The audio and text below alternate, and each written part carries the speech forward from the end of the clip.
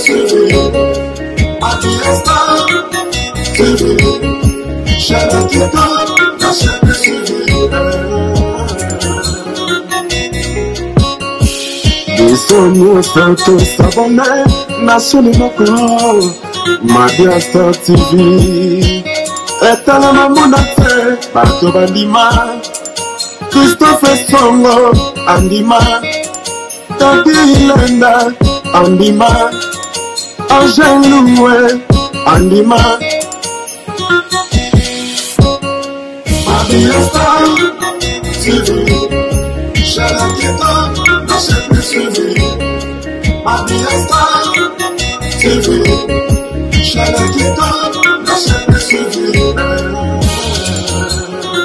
Les grands collaborateurs, Christophe Songo, Nakata Mabia Star TV, Levé Kiko Kikondambuta, Papa Social, Tadi Hileda, Angel Loué, la mignonne. Bisogno soto s'abonner, Nascere moko, Mabia Star TV. Etale mamudate, bato bandima, Mabia Star TV, Zambaba Media.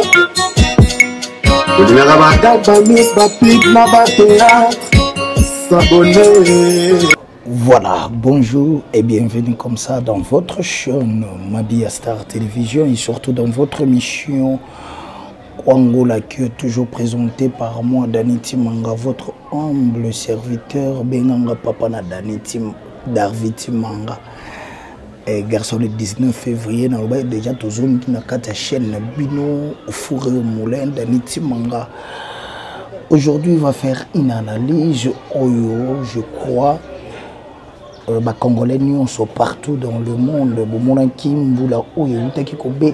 Lengenini et même qui battu la République démocratique du Congo. Et puis après, on a un acte posé. Il y a le président de la République, et puis il y a la première dame Nabicho, Maman Denise Nyakero. Nous avons choisi cet homme de le parler. Pourquoi? Parce que il faut entre nous toper ça na conseil moko boye au pezali ya bien surtout pour na bino bande ko na biso o boko vivre les banda ya mboka Congo.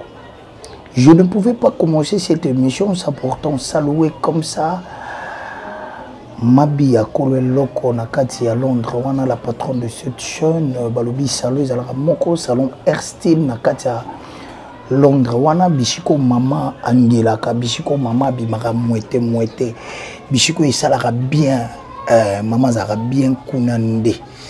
Donc on a pas fait yo, même bana, même maman kuna parce que on a décidé parce que Mabia yemoko azawana pour nous simba mitu ya ba mère na ndenge oisengeli. On doit parler de cette chérie fidèle amie internaute. Pourquoi? Parce que les autres monde moi makambo ebele o elekaka na mboka na biso ya Congo izana mutu moko benganga na poto. Tu dois parler aussi, il y a pas problème o elekaka na biso bana poto na bandeko na biso ya Kinshasa. Lelo les gens pleurent, lelo batu ba koloba mbula oyo ebomi batu mbula oyo esali ba dégâts moko boye. Oyo ezali ya bienté na kolobela mingi bandeko ya poto pe na kolobela bandeko ya Kinshasa. Quelque part biso moko les photos za na ba bon sens bandeko na biso ya Kinshasa bandeko bazaka na poto ba souffraka soki totali ba misala mosu ba kenda ko sala na ba herbe bimaka. Vraiment,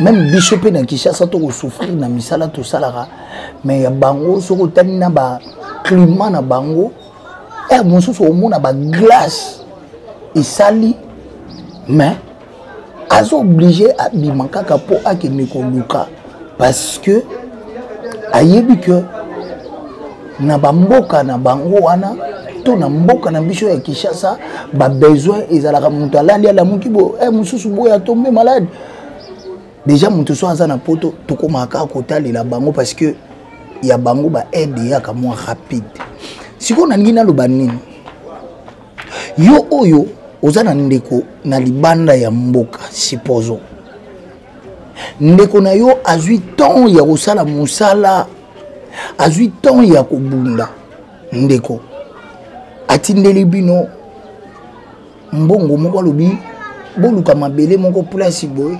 bosombelanga premièrement so total bandako bango basombaka a plupart ebele bavandela yango te omona ka bandeko ba famille nde mutu bovandi na ndako wana moko mona batindeli mutu moko mbongo kende kosomba mabele akei place déjà eza ya ba érosion tout soit non bandeko ok ko préférer osomba le pango place déjà oyebi ke place ba érosion ezali pour que yo tikalaka na mbongo moko boye osala ba o eza besoin na yo parce que quoi bazui yo nde bapesi confiance baninga musu na famille bango nde bapesi bango confiance te ba bia yo okosala likambo bien bazui bapesi yo kende kosala ma retour au lieu osala eloko moko eza ya malamu osali likambo moko po nandeko no o aza libana ya mboka o azwaki ton na ye ya kosala musala po ke alobi ah tozalaka na mabele te biso mpe tosomba mabele quand même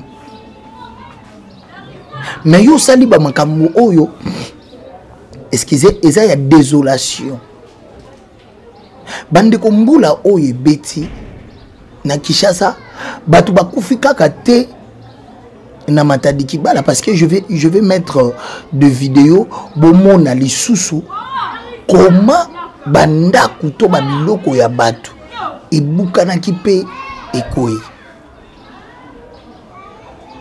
na Mumbele il y avait le mort na Mumbele ya wakaka bato bakufaki na Makala bato bakufi na Yolo ngeri par-ci par-là misusu eza di ya ba courant ndeti mama mo akufa na Mumbele tellement bandaku na biso yango pe boyebi ke ba carnival ba place mususu na ba avenue mususu eza mwa passe eleka te et lorsque mbule beti esali ke na ba avenue mai etondi na ba mapangu mai etondi mai koteli batu na ndako zoasko mama bongo ofutela mai etondi na ndako mama wana obi ah batete ba quoi batie ba casier pour que bazwata mwa moyen ya kolala bande na ba casier batie mama yo tala na bosanaki téléphone na charge yo yebi bandako na biso ngo pe ya Kinshasa comme mbule beti boy batol moi genre akende kolongola installation basala ya prise bandeko na habité installation wana singa moko ebimaka soki pe ndenge nini et du fait que pe na kongo ngo kureza la biso mwa pasi mama kende asimba côté ya prise wana pona kolongola chargeur na molili loboko isali s'occuper nini ali mama yeko kufa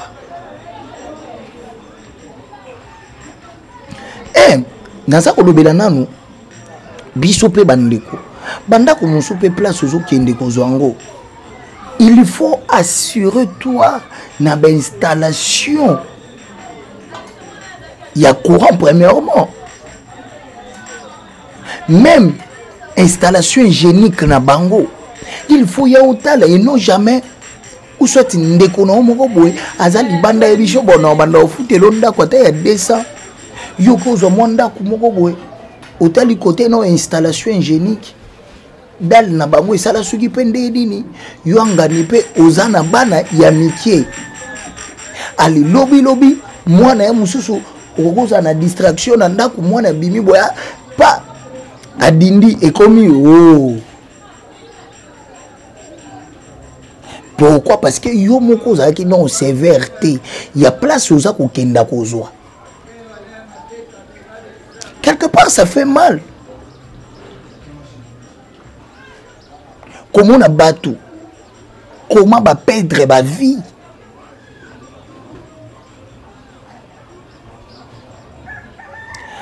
Oui, pourquoi non ça l'émission na simananga tableau ezali o bana batangela.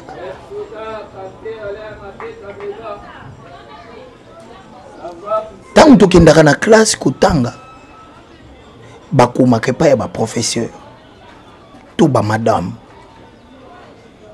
Donc bino bo copier na cahier basala tableau nini ba effacer. Cela veut dire quoi? Soki yo sali baninga mabe ata na famille kende komoko asomaki lopango yo ke ko somba place ya ba érosion. Au moment où l'air est s'écoulé, on efface les tableaux. C'est fini. Au Kenda Kozanda Kumoko Boepo a beau foutre là. Ben installation ba singa ya Koureza Sopende. Quand tu perds un enfant, on doit effacer les tableaux, c'est fini. On ne doit pas retourner dans ça. Tout quoi avancer. Quelque part, Bisso Moko, il faut peut tout à la cas. Oui, c'est vrai, pas si ça na Kinshasa. Nandimite ata ba côté ngo ya banini kuna. Et ça peut na babisika muso koko ya kovanda ko futela. Et si ko pe érosion ezate. Mais mon toi préféré avant de sika oyo érosion ezali. Pour lorsque le problème est qu'il y a babeleli. Déjà moi je dis merci comme ça na président de la République na geste oyo sali et geste moko boye oyo eza que batu bokoki kobosa na te aussitôt problème et salami aussitôt. Mais au lieu non, ils allaient bongo. Notre gouverneur Gentiningo Bilambaka, notre vice-gouverneur Jekoko Mulumba,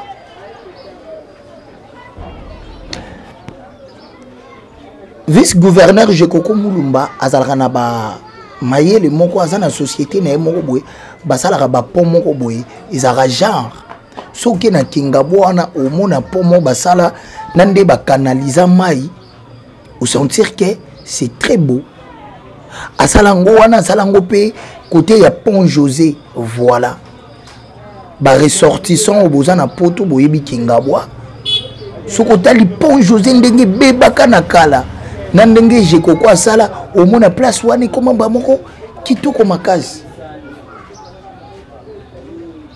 Alors qu'est-ce qui manque? Peut-être il y a ba côté lokola ya ba matadi kibala wana côté ba érosion ezali bo sala babiloko moko ya ba mabanga ya ba minene wana ndenge papa yolo pe asona ndenge basala côté ya monga fula awa ndenge batia nini wana ekanga lokola nini érosion wana. Est-ce que toi c'est comprendre non bande? Mais pourquoi seulement tolingaka likambo salami et ensuite ndeto yesiko koluka couper sa solution? Pourquoi? Moi je me pose la question.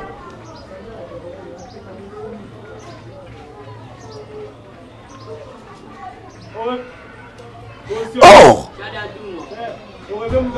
tozali bato tozali pe population na bino oyo ezo senga bo batela bandeko et surtout bino ba eboza na poto émission na osa ngote pour na kokabula bino pe quelque part na ba famille na bino. Mais je voulais en sorte que place olingi osomba otindi pe nano bandeko monde la facilité biso toza na ba WhatsApp, toza na ba Instagram, toza na ba application ya balolenge na balolenge. Osengi bozwa na image bazweli yo secteur lolenge zaleli otali pa environnement wana. Est-ce que ce qui peut bato bavandi wana ekozala bien?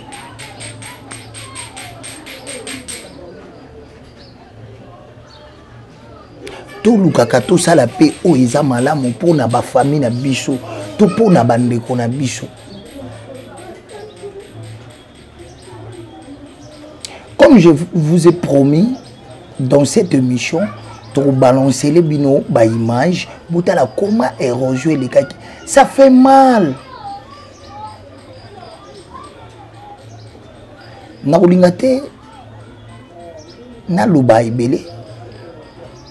Na kolingato kendanga na bino bandeko. Total ba image oyo. Et ça pareil, na ba bitumbo eza na ba este. Tout a une image et puis on doit retourner pour boucler cette mission. À suivre. Mon cher, il n'y a pas moyen de... Regarde la route comme ça, c'est coupé en deux.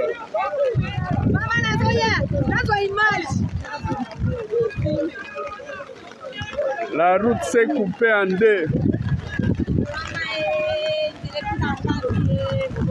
On ne sait pas passer, même nous les piétons, on ne sait pas passer. La route s'est coupée en deux.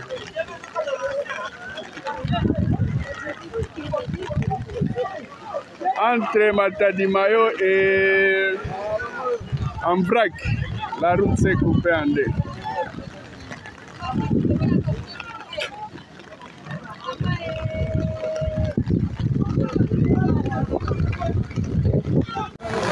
Ici, nous sommes sur la route Matadi. Toza sur la route Matadi. Route Matadi et Boukani. Chinois, la Moussala. Ils ont mal orienté Maï. Donc, route Matadi. Donc, c'est entre Matadi Kibala na en vrac. Na Katika Tiwana. Nyomorobota là. Vous voyez? Donc, entre Matadi Kibala là en vrac. Regardez ce qui vient de se passer. Donc, la route. Papa Moussala va chinois. C'est ce que les Chinois font dans ces pays.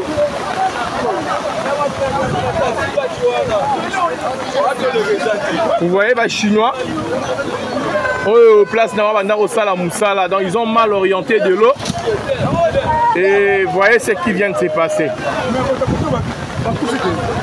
Tu vas confier si maman on a bana maman quartier ba tout ba yebi na bana ba kei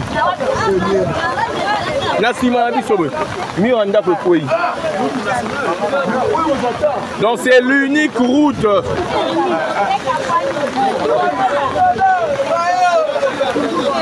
Donc nous sommes partagés en deux là, on ne sait rien faire. Voilà.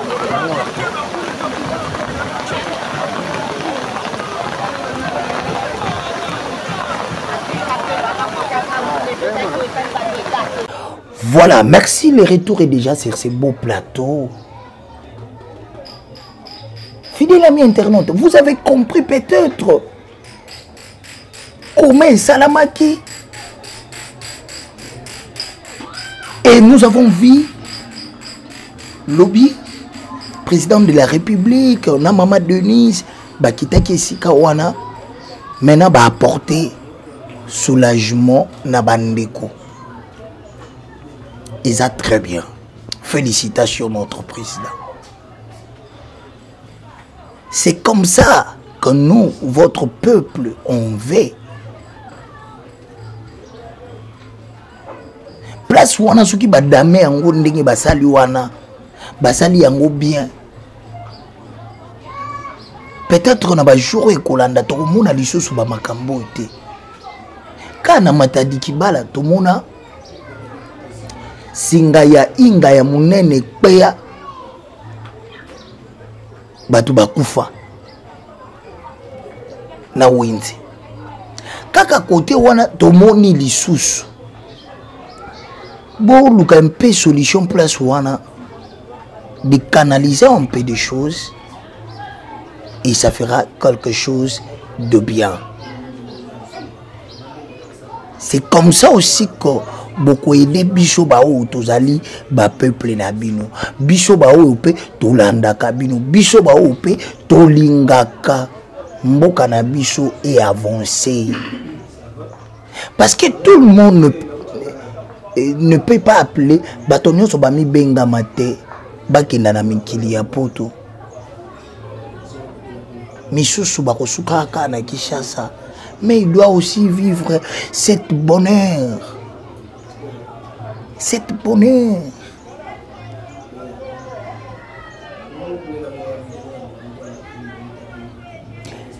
Et merci Nabino Nyonso bo preta ki biso bo rei Nabino. Merci Nandenge bolanda ka biso. Merci Nandenge bo pesa ka biso confiance. Et tous ces Gabino, toujours abonnez-vous massivement parce que vous ne manquerez pas des informations. Ba meilleur venanga na bino bainyo so to bandaki na bino na chaîne na biso et puis toza kokenda na bino pe to koti 2023. Merci na bino. Bon renouveler encore confiance na bino et pas na biso. Ba produit na bino makambo na bino bozana ngo bolingi que tous les qui yango boya. Nous avons des numéros qui sont là. Il y a Porto Ezali, il y a Kinshasa Ezali. Bobenga bozana deux cités. Ozana agence na yo lingi publicité les kaka na kati ya chaîne yo. Tu appelles so ozana Porto bengi numéro Porto ana osolo na ba mère. Et aux Arabiens. Bonne année, ba meilleur fait Nabino. Quant à moi, Dani Timanga, je vous aime beaucoup. Et je rends grâce à Dieu parce qu'il y a côté Chio, à mon Chio, les choses bonne année. Ba o pe ba koufi, paix à leur âme. Zambalola, abati la ba mabota nyonso ezoki, pota. Na douleur au bazui et après ça bango kimia. Quant à moi, je vous aime beaucoup et je vous dis bye bye. TV yango na bino na koka sentiment ngaso na bakali ka mo emotion na penta. Balubi bo s'abonner massivement na ma Bia Star TV. Oya kusabone ta kurate. Pona nina kurate? Okurate po okutala ba théâtre te, okutala ba gagi te, okutala ba émission te. Yangu turubi bo s'abonner massivement na Mabia Star TV. Songo bo shano kansika Bia ngana ringia, bani ya kami ko pesa nga pasadi. Wa